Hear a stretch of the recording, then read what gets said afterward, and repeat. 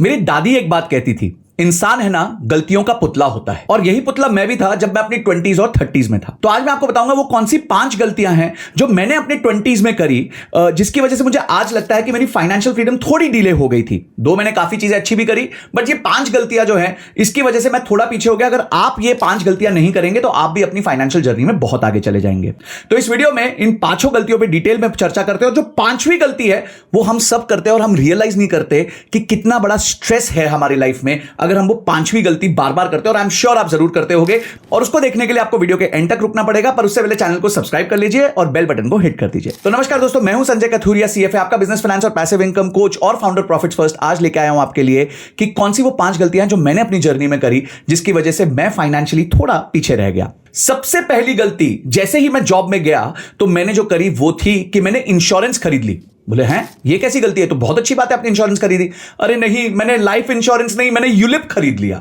अब यहां पे मेरा एक दोस्त आया, वो सिटी बैंक के साथ काम करता था और उसको अपने टारगेट्स अचीव करने थे। तो उसने मेरे को आके बताया, देखो ये एक बहुत बड़ा लाइफ इंश्योरेंस का प्लान है, बहुत अच्छा है, आप इसको ले लो। अगर आप जिंदा रह गए तो 25 साल बाद आपके सारे पैसे आपको वापस मिल जाएंगे, और अगर कुछ हो गया तो इतने का एक्स अमाउंट का आपको कवर मिल जाएगा। वो कवर था 1 करोड़ रुपीस का। तो मैं एक्साइट हो गया और मेरा भी दिमाग वैसे ही चलने लग गया। तो मैंने करीबन 25,000 रुपीस की एनुअल प्रीमियम में 1 करोड़ की पॉलिसी ली, लाइफ इंश्योरेंस पॉलिसी, वो भी यूलिप पॉलिसी थी। अब आप समझिए कि अगर मैं इसकी जगह एक टर्म पॉलिसी ले लेता तो शायद मेरा प्रीमियम मुश्किल से 10,000 रुपए होता, क्योंकि मैं उस टाइम पे बहुत यंग था, मैं मुश्किल से 23 इयर्स का था।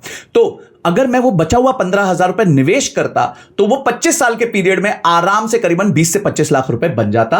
और अगर मैं जिंदा रह जाता उसके बाद तो भी कोई प्रॉब्लम नहीं, वो थोड़ा बहुत पैसा जो डूब गया वो डूब गया, उसके अलावा मेरे पास 25 लाख रुपए अलग से होते। और अगर मुझे कुछ हो जाता तो मुझे 1 करोड़ मिल जाता। ये सबसे पहली गलती सब लोग करते हैं, इंश्योरेंस और इन्वेस्टमेंट को अलग नहीं करते। अरे भाई एक चीज याद रखना, आप हलवे के साथ दही नहीं खा सकते। हलवा मीठा होता है, दही थोड़ी नमकीन होती है, तो इसीलिए दोनों को अलग खाइए। इंश्योरेंस और इन्वेस्टमेंट को अलग कीजिए।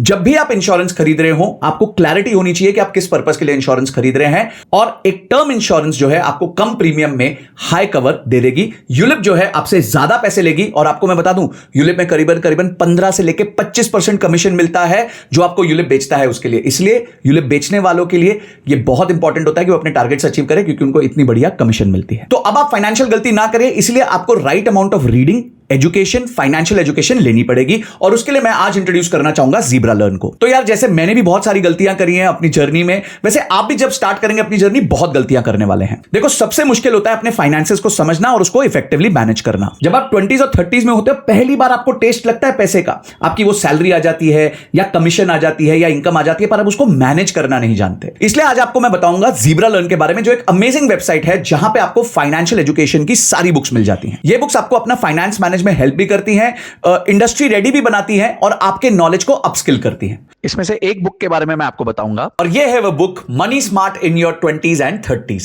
देखिए बहुत बड़ी अच्छी खासी बुक है। ये बुक आपको स्टेप बाय स्टेप बताती है कि किस तरीके से आपको अपने 20s और 30s में अपने पैसे को मैनेज करना है और ग्रो करना है। इक्विटी, डेट, म्यूचुअल फंड्स क्या होते हैं, इंश्योरेंस क्या होती है, real estate, gold, fixed deposit, government schemes, tax planning, इन सारी चीजों के बारे में ये किताबें आपको सिखाती हैं। ये बुक स्पेशली वर्किंग प्रोफेशनल्स के लिए लिखी गई है ताकि उनकी जर्नी स्ट्रक्चर्ड भी हो और सक्सेसफुल भी हो।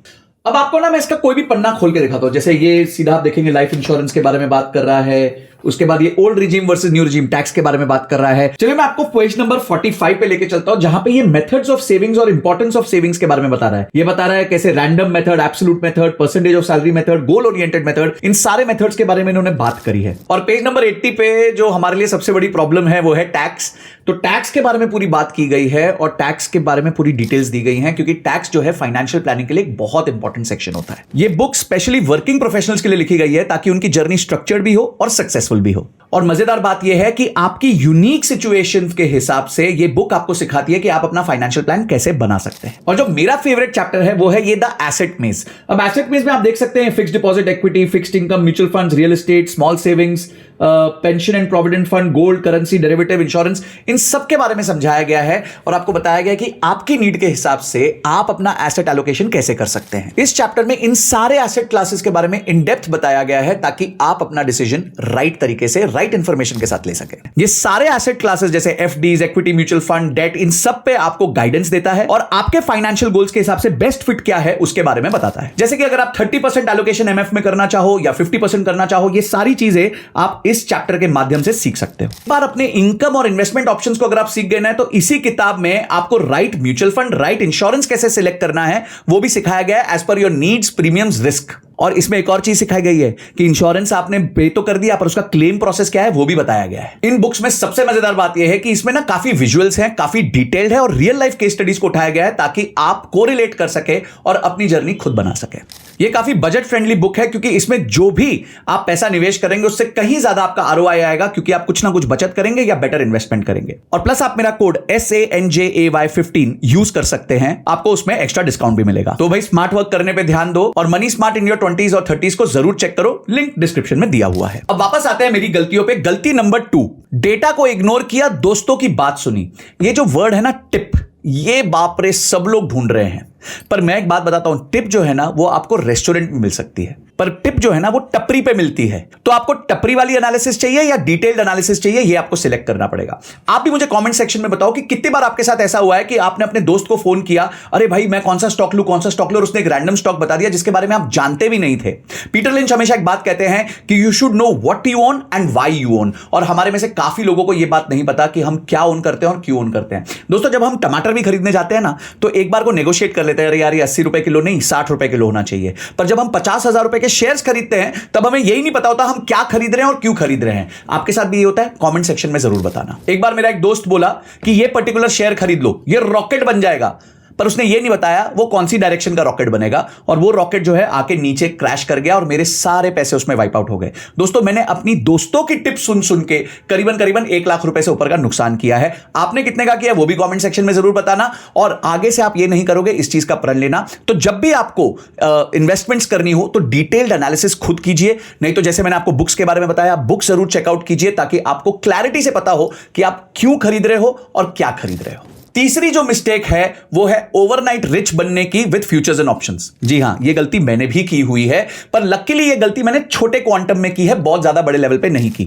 2008 का टाइम था, दिसंबर का, और पहली बार मेरे को किसी ने बताया कि ये फ्यूचर्स एंड ऑप्शंस करके कुछ होता है, और इसमें तो ओवरनाइट जो प्रीमियम है आप 10x 20x 50x कर सकते हो। मला यार ये बढ़िया है यार, क्यों मेरे को वेट करना है बहुत सालों तक। तो मैंने एक काम किया, मैंने कोई कॉल ऑप्शन ले लिया। अब जनवरी ऑफ 2009 आया तो उस टाइम पे अचानक से मार्केट क्रैश कर गई और मेरे कॉल ऑप्शन का हो गया 0।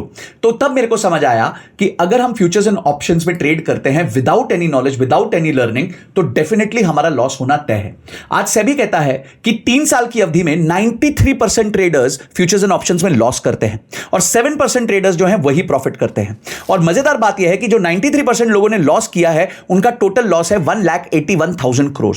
और एक और मजेदार बात यह है कि जो लोग साल का 1 लाख रुपए, यहां तो महीने में लोग चाहते हैं कि 50-50 हजार रुपए कमा ले, पर साल का 1 लाख रुपए कमाने से ज्यादा वाले ट्रेडर्स मात्र 1% है।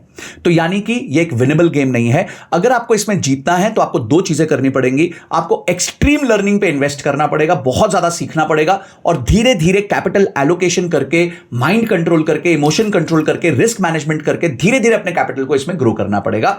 आइडियली अगर आप जॉब करते हैं या फिर आप किसी तरीके का ऐसा काम करते हैं जहां आपके पास टाइम नहीं बचता, तो आप इससे दूर रहिए, अपना आराम से लॉन्ग टर्म इन्वेस्ट कीजिए ताकि आपको पैसे बन सके। तो भाई मुझे तो ये लगा था कि ये एफएनओ कोई मैजिक ट्रिक है, पर जब मैंने लास्ट में अपना पोर्टफोलियो देखा तो मैजिक ट्रिक तो नहीं, पर ये ट्रैजिक ट्रिक जरूर बन गई थी 2008 में। दोस्तों चौथी मिस्टेक है ये मानना कि मेरा जो दोस्त है ना वो भगवान का अवतार है, इससे अच्छी एनालिसिस कोई नहीं कर सकता, मैं अपने पैसे इसको दे देता हूं और ये उस पैसे को मैनेज कर लेगा। ऐसे बहुत सारे टेलीग्राम पे भी आपको मैसेजेस आते होते हैं, जो हो सकता है वो आपके दोस्त नहीं है पर आपको मैसेज करते होंगे। काफी लोग तो मेरे नाम पे भी फ्रॉड चला रहे हैं, भाई उससे दूर रहना। मेरे ऑफिशियल हैंडल्स मेरे डिस्क्रिप्शन में मिलेंगे, वही मेरे ऑफिशियल हैंडल्स हैं। तो इस तरीके के लोग आते हैं, आपको बोलेंगे सर आप एक काम करो, आप है ना हमें 50,000 रुपए दे दो, हम आपको डेली 5,000 रुपए कमा के देंगे।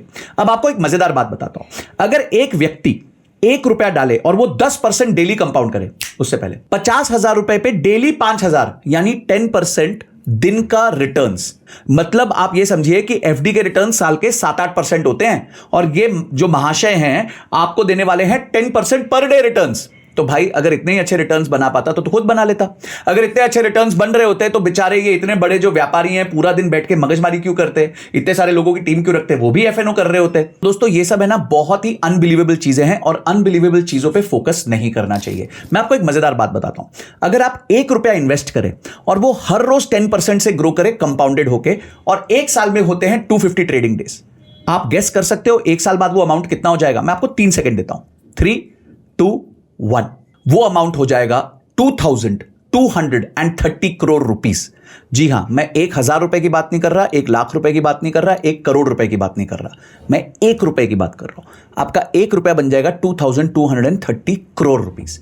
तो भाई ऐसी कोई स्कीम आपके पास लेके आए तो उसका फोन बंद कर दो, और हो सके तो उसको अपनी फ्रेंड लिस्ट में से भी डिलीट कर दो। तो ये फ्रेंड नहीं, फो है, और आपके पैसे जरूर ले जाएगा पर उसको गलत जगह निवेश करेगा और लास्ट में आके बोलेगा आई एम सॉरी मेरे भाई, मेरे से गलती हो गई, तेरे पैसे डूब गए, और आप कुछ नहीं कर पाओ। और जो 5वीं मिस्टेक है उसको जानने से पहले वीडियो को लाइक जरूर कर देना और शेयर करना चालू कर दो, क्योंकि अभी तक तो बहुत सारी मिस्टेक्स कोरिलेट हो चुकी होंगी जो आपने भी करी है। तो 5वीं मिस्टेक जो मैंने की दोस्तों, वो ये की कि मैं बहुत दयावान बन गया। मेरा कोई भी दोस्त आया, उसको प्रॉब्लम थी, मैंने उसको पैसे दे दिए। कोई भी बंदा बोला सर मेरे को प्लीज बहुत परेशानी है, मेरे को पैसे दे दो, मैं पैसे दे दिए। मैं आपको 15 दिन में वापस कर दूंगा संजय, मैंने उसको पैसे दे दिए। अरे भाई, इन सबको पैसे दे दिए, अंत में पता चला कि पैसे भी चले गए और दोस्ती भी चली गई। एक बार एक व्यक्ति अगर आपके पैसे ले जाए ना, तो वो आपके पैसे के साथ नहीं, आपके इमोशंस के साथ खेलने लग जाता है। कितने लोगों के साथ ये हो गया, कमेंट सेक्शन में जरूर बताना। अमाउंट भी बताना आपने कितना दिया है। मैंने भी एक अमाउंट अच्छा खासा दिया था, पर ऑब्वियसली वो अमाउंट इतना बड़ा नहीं था कि मैं उसके लिए बहुत ज्यादा वरी करूं। पर ये आपको एक इमोशनल ट्रॉमा देता है, स्ट्रेस देता है, जहां पे आप हमेशा एक ही चीज पे फोकस करते रहते हो, मेरे पैसे वापस कब आएंगे, वापस कब आएंगे।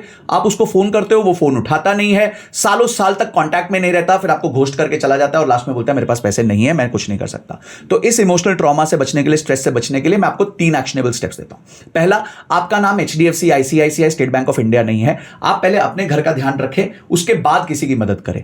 दूसरा, मदद उतनी करें जितनी आपकी कैपेबिलिटी है। कभी भी अपने घर को जला के सामने वाले को हम गर्मी नहीं दे सकते। ऐसा ना हो जाए कि भाई दूसरे को हेल्प करने के चक्कर में आपने कुछ उधार ले लिया, या जो आपकी सेविंग्स थी, इमरजेंसी फंड थी, उसको तोड़ के दे दिया। और तीसरा, अगर आपको ज्यादा पैसे देने हैं तो अपने दोस्त से कोई ना कोई चीज कोलैटरल रख लीजिए, जैसे कोई गोल्ड हो गया, गाड़ी हो गया, कुछ भी चीज हो गया, वो कोलैटरल रख लीजिए, ताकि कल को अगर वो नहीं दे पाए तो कोई प्रॉब्लम नहीं, आप उसका वो सामान बेच के उसको पैसे को निकाल सकते हो। मैं जानता हूं इसमें से काफी लोग दुखी भी होंगे कि संजय सर आप कैसी बातें कर रहे हैं, पर आज दुखी हो जाओ ज्यादा अच्छा है।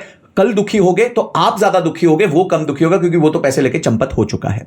तो दोस्तों, ये वो 5 गलतियां थी जो मैंने अपने लाइफ में शुरू में 20s और 30s में करी, जिस वजह से मुझे लगता है कि मैं फाइनेंशियल फ्रीडम को शायद 2-3 साल पहले पा लेता, बट मैंने उस गलतियों को कंट्रोल में रखा और अमाउंट बहुत बड़ा नहीं था, और मैं अपनी एक्टिव इनकम पे फोकस करता गया, जिस वजह से मुझे बहुत ज्यादा प्रॉब्लम नहीं हुई। पर ये गलतियां अगर आप कर दें और आपके पास ज्यादा स्कोप नहीं है, तो डेफिनेटली आपको बहुत बड़ा स्ट्रेस कॉज करेंगी। इसलिए सबसे इंपॉर्टेंट है कि आप अपनी फाइनेंशियल एजुकेशन पे ध्यान दें, जिसके लिए मैं आपको फिर से रिकमेंड करूंगा ज़ीब्रा लर्न की बुक, डिस्क्रिप्शन में लिंक दिया हुआ है, जरूर उस बुक को पढ़िए, एक बार चेक कीजिए और अपनी फाइनेंशियल एजुकेशन पे इन्वेस्ट कीजिए। काफी जगहों पे आप खर्चा करते हैं, यहां आपको इन्वेस्ट करने मिलेगा। तो दोस्तों, आपने कौन सी गलती करी इन 5 में से, वो जरूर एक बार कमेंट बॉक्स में बताना। दोस्तों के साथ शेयर करना मत भूलना, क्योंकि उन्होंने भी ऐसी गलती की होगी, आगे से बच जाएंगे, और जिन्होंने नहीं की होगी वो आगे से कभी नहीं करेंगे। और किस चीज पे आपको वीडियो चाहिए वो जरूर कमेंट बॉक्स में बताना। अगली वीडियो तक जय हिंद, जय भारत।